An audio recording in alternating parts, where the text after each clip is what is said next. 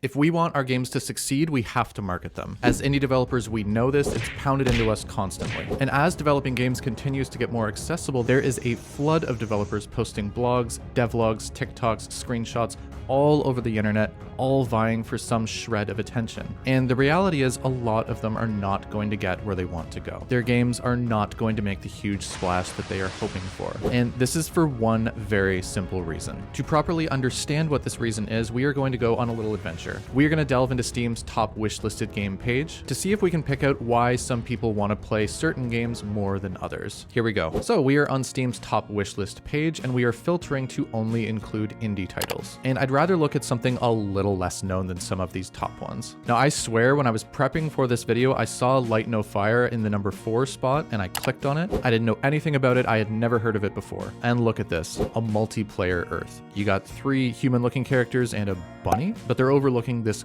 gorgeous landscape. I feel like this is taking a page out of Breath of the Wild's opening shot, where you emerge from the cave and the camera pans over all of Hyrule for the first time. It really made you want to explore. That's what this is doing, a procedural Earth. Okay, I'm getting some strong No Man's Sky vibes here. A fantasy Earth, an unexplored Earth. All footage in-game multiplayer. I thought this was a little dig at the No Man's Sky devs here, but the joke is on me because only after watching the trailer for this game, I went back to the page and saw that it was made by Hello Games, who are the developers behind No Man's Sky. So this game is obviously gorgeous. And to top it off, it's fantasy themed, which I love so much. I'm seeing dragons in some of the footage. It even looks like you can ride them. So this is a game about surviving, building, and exploring a procedural world with your friends. To me, after looking at this game, there is no mystery of why this is number 4 on the top wishlisted list. It clearly deserves that spot. I saw it for the first time today, and I want to buy it. Every nook and cranny in this trailer looked fun and beautiful, and it made me want to explore this procedural world. Now, as of 2020, Hello Games had 26 employees, so I'm sure it's more now. So this kind of scope for a game would not be realistic for a small team or for a solo dev. So let's look at something a little smaller. Number 6 on the list, Tiny Glade. This is the only game featured in this video that I had already heard of prior to writing this script. This is a game made by 2 developers. And if you don't know anything about this game, there's no combat, there's no resource management, there's no timers, no stress, basically. This is the epitome of what a cozy game is. You turn it on,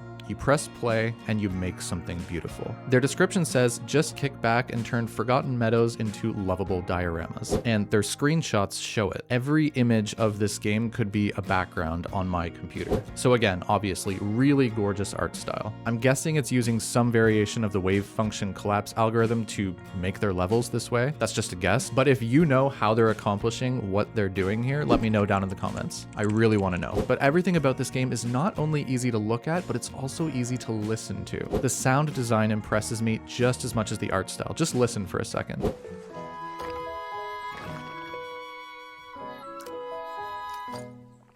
I love that this game is so high on the most wishlisted list because the scope of this game is obviously so much smaller than a game like Light No Fire. It's a very small and cozy gaming experience. It knows what it wants to do and it does not go beyond that. It would have been so easy to take what they have now as a base and turn it into like a real-time strategy game where you're defending your base. But nope, they just stopped at make something pretty. Let's do another one.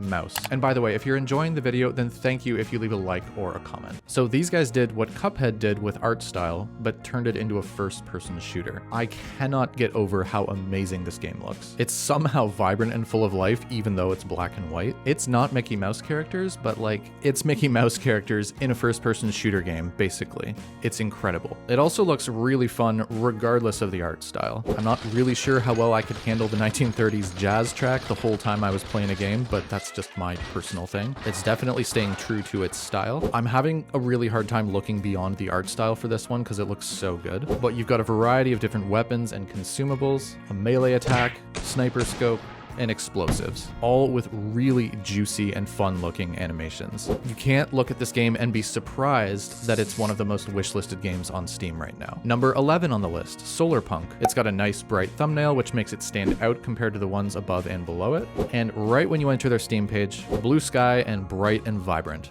Bright and vibrant. So they're setting the mood before the video even starts playing. We've got some really nice, relaxing music with these beautiful floating islands in the background. This is pre-alpha alpha footage, so I'm sure it's only going to get better with time. Cute little watering mechanic, adorable farm animals, and you get a really nice feel for the graphics in this shot. They're simple, but very pretty. The whole art direction reminds me a little bit of Breath of the Wild or Tears of the Kingdom, but with less cell shading. You can even ride these cool blimp things to take you to the floating islands. Okay, it's not always sunny here, but this game is oozing with charm. And look, they're on Kickstarter. So again, obviously, after watching this trailer, this game belongs on this spot. Every little detail I saw was nailed down to perfection. It's a survival game focused heavily on exploration. And what's going to make you want to explore more than taking a blimp to some floating islands off in the distance? And because of how pristine this game looked and the feelings I felt when I watched the trailer, I was not at all surprised to see that this game made 10 times beyond their goal on Kickstarter. If you dig through the most wishlisted games on Steam, what you will notice is that not a single game on there feels out of place. There's no games where you're like, what the heck is this doing here? This looks like garbage. There's nothing like that. Every single game on this page deserves its spot.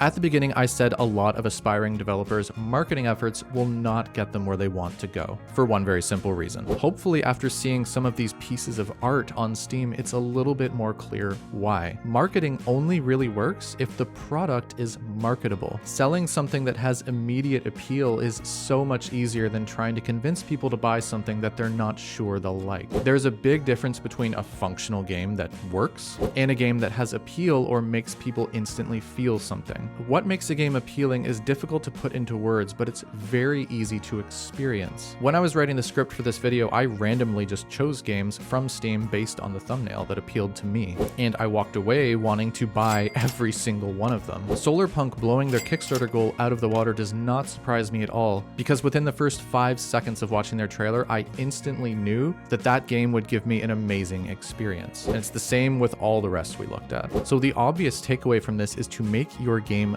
good on every front possible, because it will pay off. It will make marketing your game much easier. Make it beautiful. Give it the soundtrack it deserves. Give it crunchy sound effects. Put thought into the story. Ensure that the gameplay is tight. Put your best work into every aspect of the game because it shows. Marketing is obviously very, very important, but marketing a game that is marketable is going to exponentially increase your marketing efforts. No game is ever going to be perfect, but your game should be as polished as possible. And ideally, the game that you're working on is going to play to your strengths, especially if you're a solo developer or on a small team. That's all I got.